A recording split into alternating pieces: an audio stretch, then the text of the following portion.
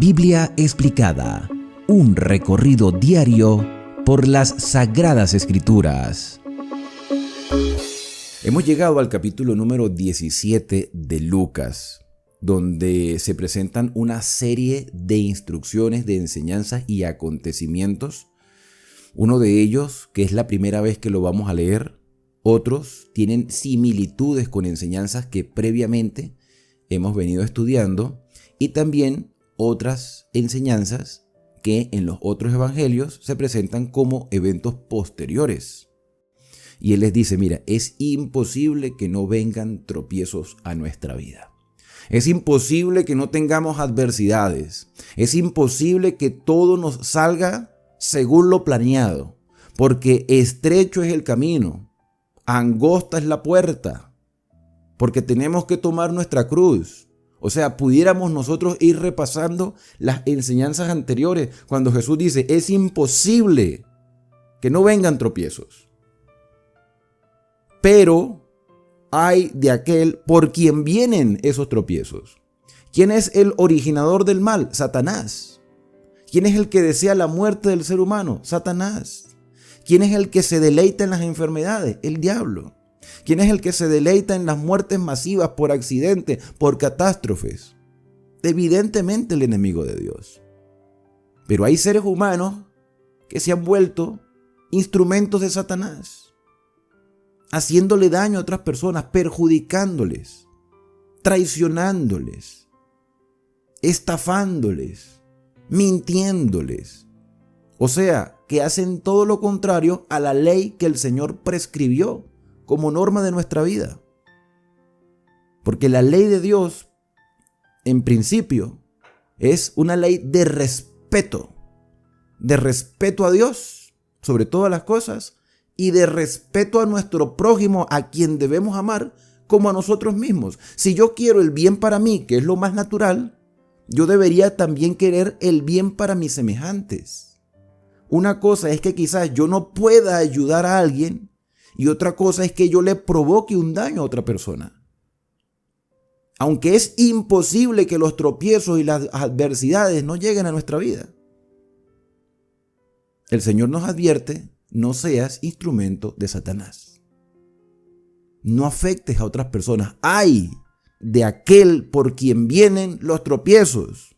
Estas personas que intentan lograr sus objetivos personales a costa del sufrimiento de los demás, el Señor le dice, mejor les fuera que se atasen al cuello una piedra de molino y se arrojasen al mar, que hacer tropezar a uno de estos pequeñitos, personas inocentes.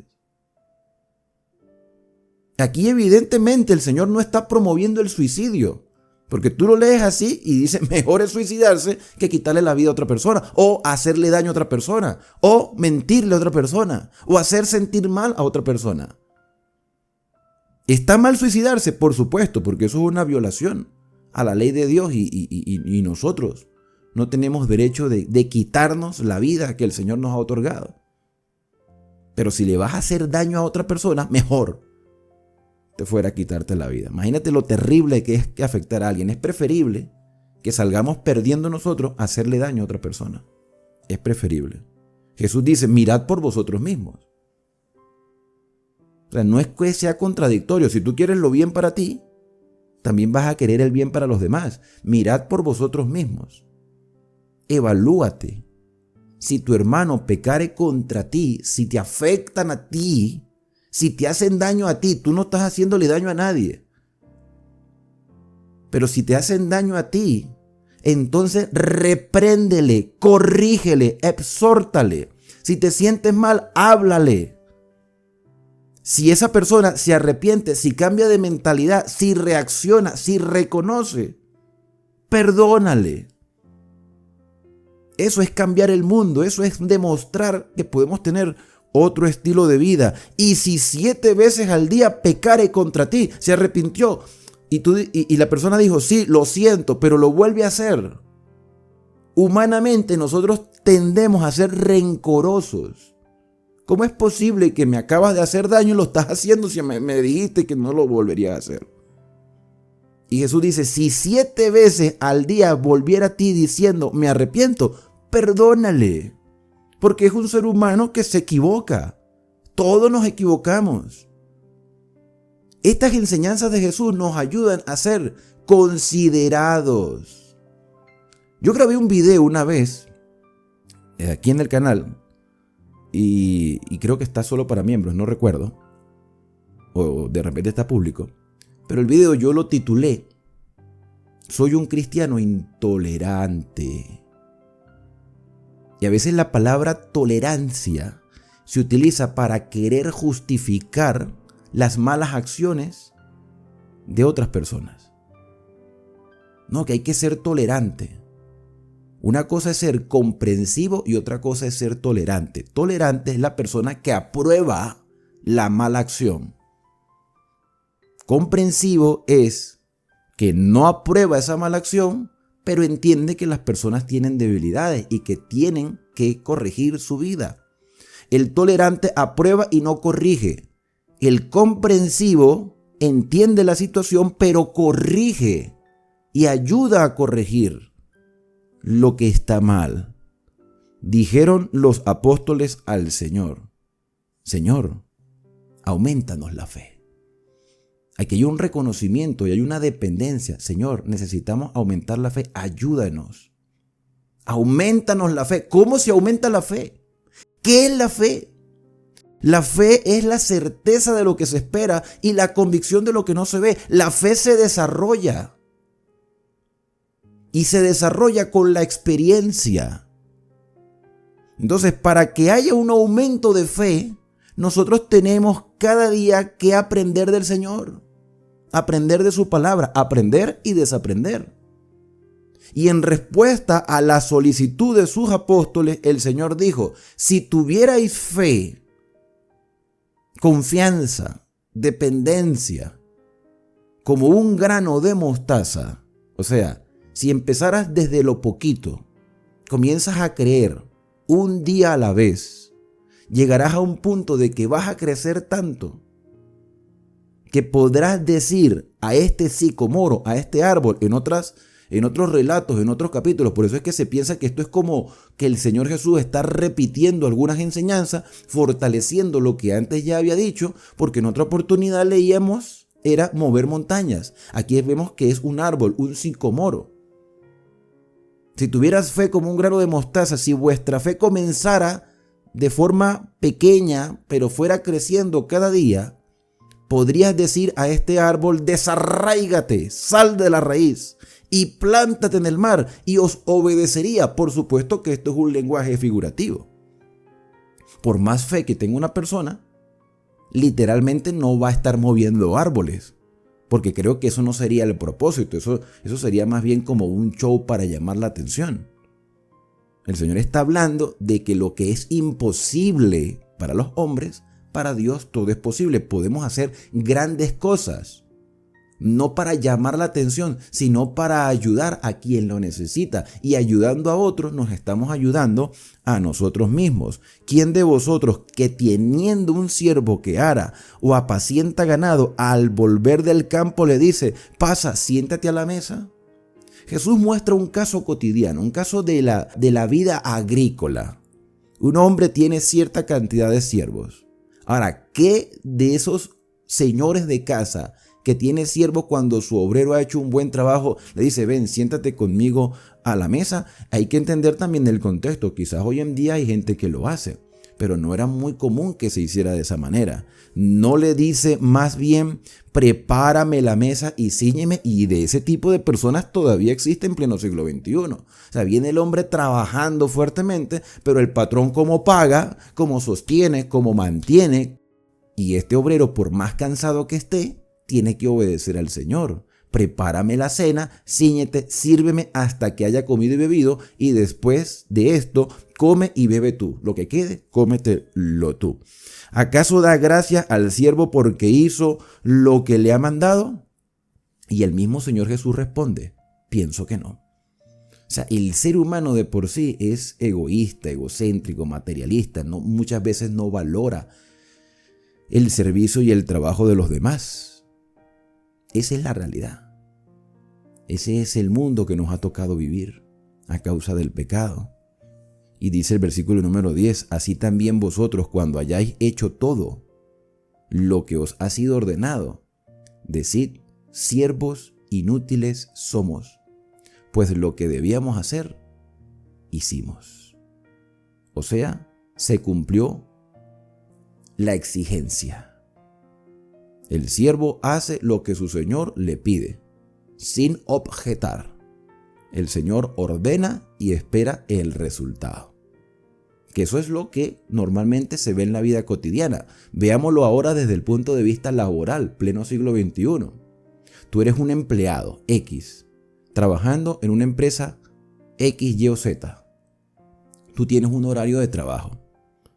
Entonces, como el patrón te está pagándote te está pagando el salario por tus servicios, él te dice a ti, tienes que entrar a las 7 de la mañana, tienes que salir a las 5 de la tarde, vas a tener tu hora de comida, ese es el horario. Que no hay nada que hacer, tienes que estar aquí a las 7 de la mañana y tienes que salir a las 5 de la tarde. Bueno, en la mentalidad latinoamericana es así. De repente tú estás ahí haciendo nada, pero estás cumpliendo el horario. Ahora, el Señor Jesús dice que nosotros cumplimos nuestro deber, pero somos siervos inútiles. Porque si realmente fuéramos siervos útiles, haríamos más de lo que se nos pide. Como no hay más nada que hacer, aparentemente simplemente cumplimos horario. Porque no hay un compromiso en sí, lo que hay es un interés. Tú me pagas, yo presto el servicio. Tú me exiges, yo cumplo. Pero en la obra del Señor no funciona así. En la obra del Señor nosotros debemos sentirnos motivados a hacer más de lo que Dios nos pide. Como una demostración de amor, de confianza, de fe, de esperanza. A veces somos buenos para objetar y tratar de contradecir las exigencias divinas. Y el Señor dice, así también vosotros, cuando hayáis hecho todo lo que ha sido ordenado, todo lo que se os ha pedido, ustedes mismos en su autoevaluación tienen que decir, siervos inútiles somos, pues lo que debíamos hacer, eso hicimos, no pudimos hacer más, o no quisimos hacer más. Más bien estamos pidiéndole al Señor que nos satisfaga nuestros gustos, porque no queremos ni siquiera hacer lo que nos pide. Y aquí termina esta parte del relato. Versículo número 11. Yendo Jesús a Jerusalén, pasaba entre Samaria y Galilea. Los primeros 10 versículos nos muestran a Jesús instruyendo a sus discípulos. Como queriendo decirle Jesús a ellos, no sean conformistas, siempre vayan un paso adelante, en servicio de los demás, en obediencia a Dios. Continúan la ruta, van visitando, como dije en una oportunidad, visitando todas aquellas aldeas donde estuvieron los 70 que fueron enviados adelante, como preparando el camino. Jesús le dijo, yo voy a ir a visitar esas aldeas. Y estuvo por todos esos lugares. Y al entrar en una aldea, cualquiera de ellas, le salieron al encuentro 10 hombres leprosos. 10. Diferente al leproso que vimos en historias anteriores, que el hombre se presentó delante de todo el mundo allí y la gente corría. Y le dijo, Señor, si quieres puedes limpiarme. Y Jesús lo tocó y le dijo, quiero ser limpio. Y al instante su lepra desapareció. En este caso vemos a 10, los cuales se pararon de lejos como una manifestación de respeto, porque sabían que su enfermedad era contagiosa y que ellos ni siquiera debían estar cerca de los contornos de las aldeas. Ellos debían estar en leprosarios alejados, esperando un milagro o esperando morir. Y ellos, de una forma respetuosa, en reconocimiento a Jesús, se paran de lejos. Y a lo lejos alzaron la voz, diciendo, Jesús Maestro. No utilizan la frase que utilizaban los ciegos, Jesús Hijo de David. Lo que nos indica que estas personas quizás no eran judíos, o no vivían en Judea, o no eran de familias de Judea. Posiblemente eran extranjeros. Dicen: Jesús, Maestro, ten misericordia de nosotros. Cuando él los vio, les dijo: id, mostraos a los sacerdotes. Fíjate la orden, ¿eh? Y recordemos lo que acabo de decir: posiblemente eran extranjeros. Como extranjeros quizás no estaban acostumbrados, cuando estaban sanos, a visitar el santuario. Y la orden del Señor, antes de curarles, era hacer todo lo contrario a lo que comúnmente se debía hacer. Porque ellos debían ir, si hubiesen ido antes al santuario, debían ir una vez que estuvieran curados, pero todavía estaban llagosos. Todavía estaban allí con sus vendas, tapando su carne descompuesta. Pero por fe aceptaron la palabra de Jesús a la distancia. Y aconteció que mientras ellos iban, esa manifestación de fe, esa obediencia a la palabra de Jesús, sin haber visto la sanidad en el momento, hizo que ellos, mientras iban, fueran limpiados. Se sanaron los 10. Y en obediencia a lo que Jesús dijo, continuaron el camino al santuario para mostrarse ante los sacerdotes. Y dice el versículo número 15 que entonces uno de ellos, reaccionando, porque él fue obediente a la palabra de Jesús, pero reaccionando, aunque la expresión reaccionando no aparece aquí, pero es la demostración de que el hombre se percató de que debía detenerse y regresarse para agradecerle a Jesús. Viendo que había sido sanado, volvió glorificando a Dios a gran voz y se postró rostro en tierra. Ahí sí se acercó a Jesús. Rostro en tierra a los pies de Jesús, dándole gracias. Y aquí se confirma lo que acabo de decir. Este hombre era samaritano. Aunque los samaritanos eran igualmente israelitas, estaban clasificados los israelitas y se consideraba a los samaritanos como extranjeros. Se consideraba que solamente eran israelitas los judíos y los galileos, hasta cierto punto estaban mezclados. Pero la historia nos dice que los judíos y los samaritanos no se trataban. Aunque todos eran israelitas y todos eran creyentes, eran considerados los samaritanos como extranjeros. Jesús respondiendo dijo: ¿no son 10 los que fueron limpiados? Y los 9, los otros 9, ¿dónde están? No hubo quien volviese y diese gloria a Dios, sino este extranjero. Jesús mismo lo cataloga como extranjero, siendo samaritano. Los otros 9, ¿por qué no retornaron? ¿Será que cuando se sanaron los 10 no discutieron, nos devolvemos? Y aquí entra algo en pugna que es muy interesante discutirlo. Porque la orden de Jesús fue: vayan al santuario. Ellos fueron camino al santuario. Ahora, ¿cuántos kilómetros, metros, cuánta distancia recorrieron desde el momento en que Jesús les dijo: vayan al santuario, vayan ante el sacerdote? Y la sanación no lo sabemos. ¿Cuánto tiempo pasó? No lo sabemos. Lo cierto es que los 10 fueron sanados en obediencia. No es que no fueron obedientes, fueron obedientes. Pero uno decidió devolverse para agradecer. ¿Hicieron mal los otros 9? Bueno, tú te pones a pensar, en realidad siguieron obedeciendo a Jesús porque ellos fueron al santuario. Bueno, aunque no tenemos el relato completo, pero si ellos iban caminando y se sanaron, era porque fueron obedientes. En el contexto, este solo hombre hizo más de lo que Jesús pidió. Los otros 9 hicieron lo que Jesús pidió. Vayan al santuario, vayan ante el sacerdote. Hicieron lo que Jesús mandó. Pero la diferencia de este hombre es que hizo más de lo que se le pidió.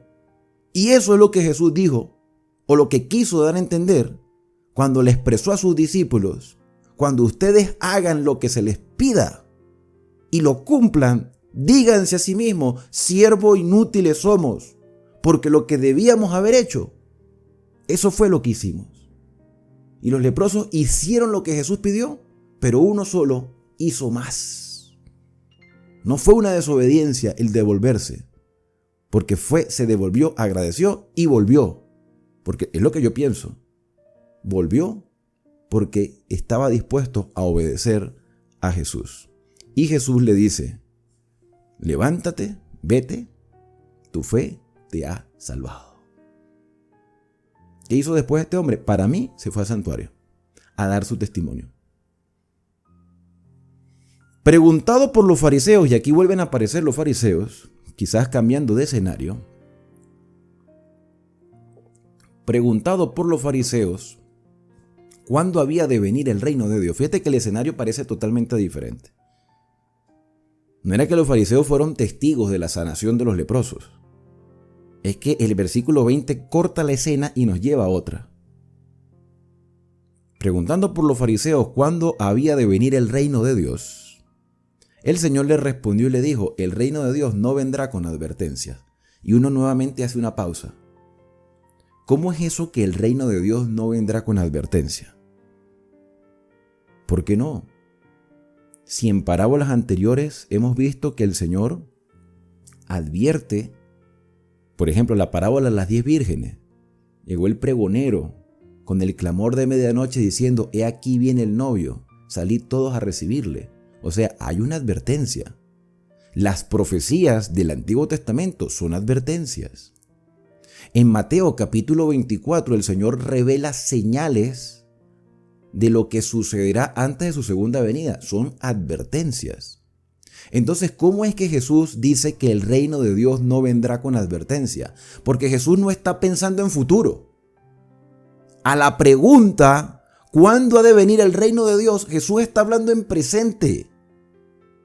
Porque todo el Antiguo Testamento señalaba al Mesías que habría de venir, pero el Mesías ya estaba con ellos. Entonces Jesús dijo: el reino de Dios no vendrá con advertencia, porque el reino de Dios ya está aquí. Ya está aquí delante de ustedes. Mira lo que dice el versículo 21. Ni dirán, no se dirá, helo aquí, helo allí, porque he aquí el reino de Dios está entre vosotros. Ustedes están esperando el reino de Dios, pero aquí está el cumplimiento. Ustedes lo que están es demostrando es que son religiosos, pero no han aprendido a entender las señales de los tiempos, porque las profecías de Daniel señalaban el tiempo exacto de la venida del Mesías, y la historia ha demostrado que todas las señales proféticas que apuntaban al Mesías se han cumplido, como la venida de Elías, por ejemplo. Y ese Elías es Juan el Bautista. Por eso es que la ley y los profetas, y eso quizás sea la parte que relaciona el capítulo 16 con el 17, cuando Jesús dice: la ley y los profetas fueron hasta Juan, porque los cumplimientos proféticos de la Tanaj, de la Torá, que señalaban al Mesías, se cumplieron con Juan el Bautista cuando señaló al Cordero de Dios que quita el pecado del mundo. Así que ustedes no tienen que estar esperando señales del reino, porque ya el reino está entre ustedes. Por otra parte, Jesús habla con los discípulos y les dice: tiempo vendrá cuando desearéis ver uno de los días del Hijo del Hombre y no lo veréis. Llegará el día en que yo no voy a estar con ustedes y ustedes van a querer que yo esté aquí, en cuerpo presente. Pero claro, el Señor envía su Espíritu para que les acompañe. Jesús prometió: yo estaré con vosotros todos los días hasta el fin del mundo, a través del Espíritu Santo, que les convencerá de pecado, de justicia, de juicio, que les mostrará el camino, que les ayudará en la debilidad, que los guiará a toda la verdad. Pero ustedes desearán volverme a tener aquí, pero no me veréis. Yo regresaré. Y cuando estudiamos Mateo 24, el Señor mostró las señales de cómo sería ese retorno a la tierra. Su segunda venida. Y entonces habrá personas que también dirán: helo aquí, helo allí. Y Jesús le advierte a los discípulos: no vayan, no los sigáis. Porque habrá muchas personas que proclamarán también mi retorno, pero lo harán de manera errónea, enseñando erróneamente, confundiendo a las personas y tergiversando el mensaje a tal punto que en lugar de estar esperando la segunda venida, estarán esperando otra cosa o a alguien diferente. Porque como el relámpago, y aquí Jesús hace entender cómo será su retorno. Primero le responde a los fariseos: el reino de Dios ya está con ustedes. Y a los discípulos le dice: yo voy a retornar. Y ese retorno será como el relámpago que al fulgurar resplandece como un extremo del cielo hasta el otro. Así será el Hijo del Hombre en su día, cuando regrese, cuando retorne, cuando ya no venga como sacrificio y ofrenda, cuando ya no venga como cordero, sino cuando venga como Rey de Reyes y Señor de Señores. Pero primero es necesario que padezca mucho. O sea, los acontecimientos del segundo advenimiento vendrán, pero primero viene algo que ustedes no están esperando. Y por más que yo se lo he dicho, no lo han entendido. Es necesario que padezca primero mucho y que sea desechado por esta generación. Jesús les está advirtiendo lo que iba a suceder con él cuando iba a ser sacrificado en la cruz. Los discípulos se sorprendieron, pero ya él había advertido que iba a padecer mucho. Y ahora viene una comparación que es muy similar a lo que nosotros estudiamos en Mateo 24. Mateo 24 es un sermón que Jesús pronunció en la semana de la Pascua, específicamente el martes en la tarde, en la caída del sol. Los discípulos estaban alrededor de Jesús, por lo menos sabemos que habían 4. Jesús les dice los acontecimientos del tiempo del fin a raíz de una pregunta que los discípulos le presentan a Jesús. Le dicen: Señor, ¿qué señales habrá de tu venida y del fin del siglo? Porque Jesús le dijo que el templo sería destruido, no quedará piedra sobre piedra que no sea destruida. Y los discípulos entendieron que eso era fin de mundo. Y en todo ese sermón de Mateo 24, Jesús utiliza las mismas palabras de Lucas 17. Bueno, palabras similares, muy parecidas. Es posible que la repetición de Mateo 24 confirme lo que se dijo en Lucas 17. El contexto nos hace ver que Lucas 17, o las enseñanzas y los eventos de Lucas 17, fueron antes de Mateo 24. Y Jesús dice: como fue en los días de Noé, así será en los días del Hijo del Hombre. Serán muy similares los contextos sociales y los contextos espirituales. Si tú todavía no has tenido la oportunidad de ver la explicación de Mateo 24, te recomiendo que lo veas. Jesús dice que en los días de Noé la gente comía, todo el mundo come. El problema no es comer. Dice, comían, bebían, se casaban y se daban en casamiento. El problema no es que comían, el problema no es que bebían, el problema no era que se casaban, porque eso se ha hecho toda la vida. Todos tenemos que comer, beber, casarnos, formar familias. ¿Sí? Eso es lo común, el común denominador en todas las épocas. Lo que está queriendo Jesús decir aquí, que la gente estará viviendo su vida normal, como si nada estuviera pasando, como si los tiempos no se estuvieran cumpliendo. Viven su vida cotidianamente, hasta el día en que Noé entró en el arca y vino el diluvio y los destruyó. Aquí aparece la palabra destrucción. En Mateo 24 aparece: y se los llevó el diluvio a todos, porque no entendieron. Y aquí dice: y los destruyó a todos. Fueron arrastrados por las aguas del diluvio al punto de perecer. Ahora, ¿ustedes creen que no hubo advertencia de que el diluvio iba a venir? Por supuesto que la hubo. Pero no le hicieron caso a las advertencias, porque durante 120 años Noé estuvo predicando y la gente no le prestaba atención. Hasta que vino el diluvio y los destruyó a todos. ¿Los tomó de sorpresa? Sí, porque no quisieron prestarle atención a las advertencias. Asimismo, como sucedió en los días de Lot. Ellos comían, bebían, compraban, vendían, plantaban, edificaban, o sea, vivían su vida normal, mas el día en que Lot salió de Sodoma, llovió fuego del cielo. Ahora, ¿esta lluvia de fuego fue sin advertencia? Por supuesto que no. Porque los ángeles que le advirtieron le dijeron: tienes más familiares aquí. Y él fue a buscar a sus yernos y a otras personas, a otros conocidos, y se burlaban de él en la cara. A la final salió Lot, sus 2 hijas y su esposa. Y la esposa medio obligada, porque como que no quería salir. Y mientras ellos salían, caía fuego del cielo. Y los destruyó a todos, destrucción total.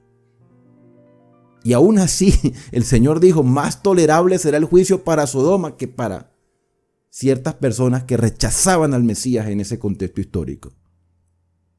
Jesús entonces dice, así será el día en que el Hijo del Hombre se manifieste en su segundo advenimiento. Porque el reino de los cielos ya estaba. Ahora debía cumplirse la paga del pecado, debía el Señor resucitar para garantizarnos la victoria sobre la muerte. Hoy está en la patria celestial y retornará. Ahora, de lo que Jesús está haciendo ahorita, lo vamos a estudiar más adelante. En aquel día, el que esté en la azotea, y fíjate que aquí la combinación del escenario con Mateo 24 es muy similar. Por eso yo les recomiendo, vayan a Mateo 24 y estudienlo también completo. En aquel día, el que esté en la azotea y sus bienes en casa no descienda a tomarlo, ya perderán esos bienes sentido. El que esté en el campo, asimismo, no vuelva atrás, ya no tiene nada que buscar en la ciudad. Acordaos de la mujer de Lot, que ella salió medio obligada, pero su corazón seguía en Sodoma. Todo el que procure salvar su vida la perderá. O sea, todo el que procure salvar su vida a su manera, a la final la va a perder.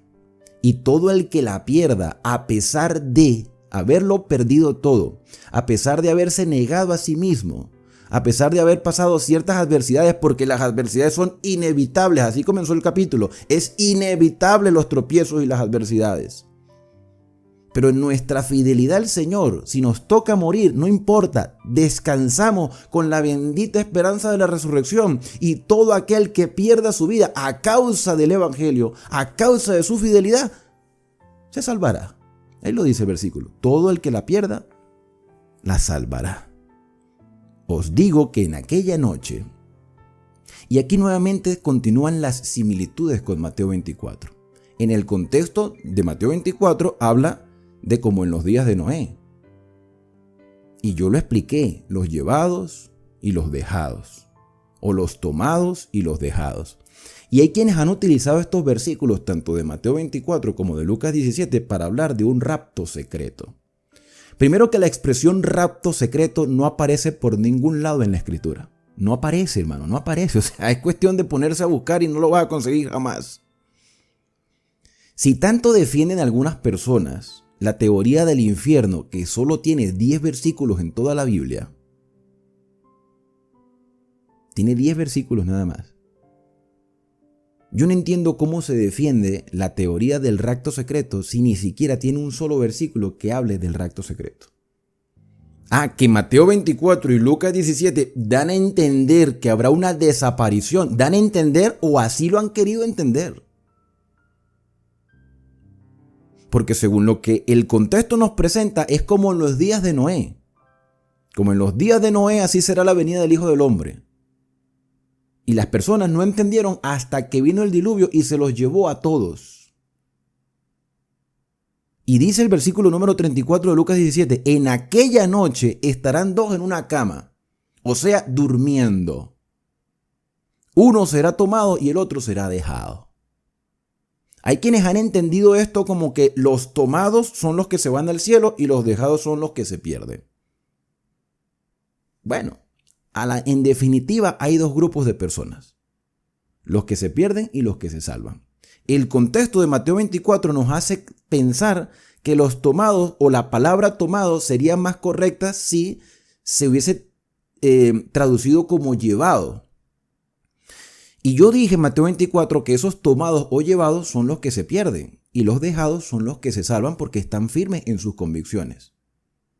Pero vamos a suponer, es una suposición y en definitiva, la conclusión más precisa es que hay dos grupos de personas. Vamos a suponer que los que se salvan son los tomados, son los llevados. Ya, listo, se los llevó el Señor, se los llevó, desaparecieron. Yo pregunto, si hay un rapto secreto y se los llevan al cielo, ¿para qué viene Cristo? Así como lo del infierno, ¿no? O sea, si las personas mueren y se van directamente al cielo, ¿para qué viene Cristo? ¿Con qué propósito? a juzgar a los que se quedaron. Y entonces, ¿dónde queda la expresión de la resurrección y los muertos en Cristo resucitarán primero? Quisiera yo entender cómo unir esas creencias. ¿Cómo? O sea, el infierno, o la manera como se ha venido entendiendo el infierno y la manera como se ha venido explicando el rapto secreto, nos deja muchas lagunas. Nos deja muchas lagunas. Lo que Jesús quiere decir es que habrá dos grupos de personas, los que se salvan y los que se pierden. Porque Jesús vendrá a buscar a los suyos, a los que están muertos en Cristo, los resucita. Y los que hayamos quedado seremos arrebatados. Eso lo dijo Pablo. Cuando lleguemos a las cartas de Pablo, a la carta de los tesalonicenses, Pablo dice, y los que hayamos quedado vivos seremos arrebatados juntamente con los que durmieron en él. O sea, los resucitados y los que estemos vivos seremos llevados al mismo tiempo a la patria celestial, no antes. No unos primero y otros después. Y en esas lagunas teológicas o pseudoteológicas, dicen no, que después tienen que venir 7 años, que será la tribulación, y entonces tendremos otra oportunidad y los que se quedaron podrán arrepentirse. Si algo nos enseñó la parábola del rico y de Lázaro, es que cuando las oportunidades se pierden, se pierden. Cuando el tiempo de gracia se acaba, se acaba. Si no aprovechamos las oportunidades ahora, ya para después será demasiado tarde. Y no es porque Dios no quiera perdonar. Es porque las personas han llegado al punto sin retorno. Si no aprovechamos las oportunidades ahora, ¿cómo las vamos a aprovechar después? No dejes para mañana lo que puedes hacer hoy, dice el refrán popular. Ahora, otra cosa que me deja este versículo que tiene una diferencia con Mateo 24 es que Mateo 24 no menciona a 2 en una cama. Si están durmiendo, posiblemente son personas que han muerto. Uno murió en Cristo, otro murió sin Cristo. Uno será llevado, el otro será dejado. Indiferentemente cómo lo interpretemos, si el que le llevan es el que se salva y el que se queda es el que se pierde, igualmente hay dos grupos de personas. Vuelvo y repito, yo sé que los que están viendo este video por primera vez dirán, bueno, ¿y cuál es en definitiva la posición? La que dije en Mateo 24. Vayan a Mateo 24 y ahí les doy la explicación. El versículo número 35 dice, hay dos mujeres, hay quienes han relacionado a la mujer con la iglesia. Yo lo relaciono más con el pueblo de Dios de todos los tiempos. Estarán dos mujeres moliendo, trabajando. Una será tomada y la otra será dejada. Nuevamente se habla de dos grupos de personas que se identifican con Dios, pero a la final uno hace lo que el Señor le pide y hace mucho más y otro es un desobediente. Estarán dos en el campo, o sea, la labor cotidiana de cada día, el uno será tomado y el otro será dejado. El capítulo termina con una pregunta por parte de los discípulos. Si a mí me hubiese dicho Jesús estos eventos y si yo lo hubiese interpretado como muchas personas lo interpretan el día de hoy, la pregunta fuera muy diferente. Porque si tú analizas la pregunta de los discípulos, yo hubiese preguntado, Señor, ¿cuándo? Señor, ¿cuándo ocurrirán estas cosas para estar preparado? Señor, ¿cuándo sucederán todos estos eventos? Pero a diferencia del cuándo que habla de tiempo, los discípulos preguntan ¿dónde? ¿Cuándo está relacionado con tiempo? ¿Dónde está relacionado con lugar? Como queriendo decir, Señor, ¿dónde estarán las dos personas durmiendo? Señor, ¿dónde estarán las dos mujeres moliendo? Señor, ¿dónde estarán los dos hombres en el campo? ¿Dónde? ¿Dónde, Señor? Para poder estar con los que se van a salvar. Y el Señor responde de una manera coloquial que uno diría, bueno, ¿por qué responde Jesús de esta manera? Pero los discípulos entendieron. Jesús dijo, donde esté ¿el cuerpo cuál? ¿Cuál cuerpo? Por lo que nosotros hemos leído en otros capítulos, está hablando de un cuerpo muerto, un cuerpo en descomposición, que expide olores putrefactos. Y es allí donde está el cuerpo muerto donde se juntarán las águilas, o los buitres, o las aves de rapiña que se lo van a comer. Cuando nosotros vemos esos animales negros, esos aves que están por lo general en basureros, cuando los vemos cerca de una población que por lo general no tienen ese tipo de aves, uno dice, ahí pasa algo. O hay un cúmulo de basura muy grande, o hay un cuerpo muerto de una persona o un animal muerto. Pero eso no es muy común. O sea, ese movimiento de esas aves hacen ver de que hay algo allí. Ahora, ¿dónde nos juntaremos tú y yo como pueblo de Dios? ¿Dónde nos vamos a juntar? El Señor reunirá los suyos, pero ¿quiénes son los suyos? ¿Cómo se identifican los suyos? Pues hay una clave sencilla para identificar al pueblo de Dios. Y esa clave sencilla está en el libro de Apocalipsis, en el capítulo número 14, en el versículo número 12. Allí nosotros vamos a ver dónde encontrar la verdad presente.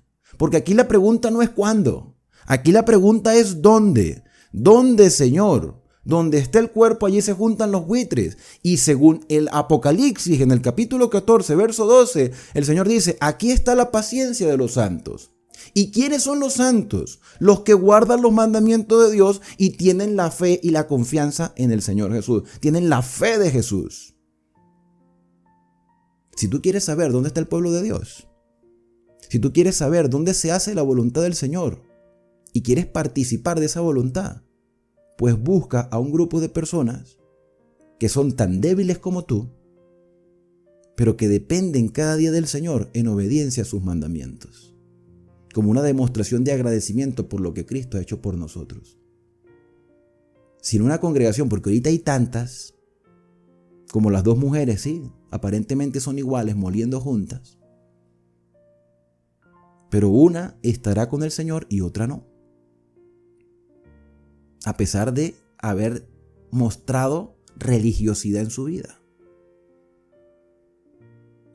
Si tú realmente quieres hacer la voluntad del Señor, únete con personas o vive tú y consigue a hermanos que tengan tu misma fe, que obedezcan al Señor, que practiquen la obediencia a los mandamientos del Señor con la plena confianza de que Jesucristo es el único que nos justifica delante del Padre. Donde hay desobediencia a los mandamientos, hermanos, hay dos opciones. O nos reformamos, o nos llegará el tiempo de la venida de Cristo y estaremos como en los días de Noé, comiendo, bebiendo, haciendo nuestras actividades sin entender, y vendrá el Señor y los que estén listos serán llevados a la patria celestial y los que no tendrán que quedarse aquí. Las advertencias ya están puestas en la mesa. Solamente tienes que verificar lo que el Señor ha dicho a través de su palabra para que tu fe se fortalezca y puedas vivir con esperanza hasta el día en que el Señor venga a buscarnos. Y con esto hemos terminado nuestro análisis por el día de hoy. Solo me resta decirte que Dios te bendiga y te guarde, que haga resplandecer Dios su rostro sobre ti, que tenga de ti misericordia, que el Señor alce sobre ti su rostro y ponga en ti paz.